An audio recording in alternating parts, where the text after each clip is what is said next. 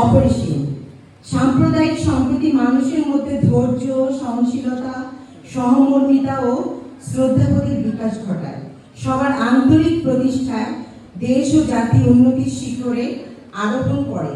সাম্প্রদায়িক সম্প্রীতি নিশ্চিত না করে কোনো জাতি উন্নতি করতে পারে না।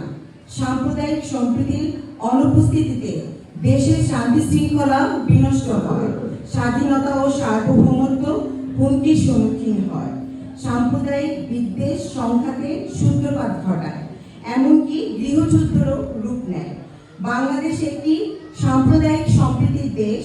1971 সালে জাতির পিতা বঙ্গবন্ধু শেখ মুজিবুর রহমানের ডাকে সাড়া দিয়ে সকল ধর্মের লোক মহান স্বাধীনতা যুদ্ধে অংশগ্রহণ করে।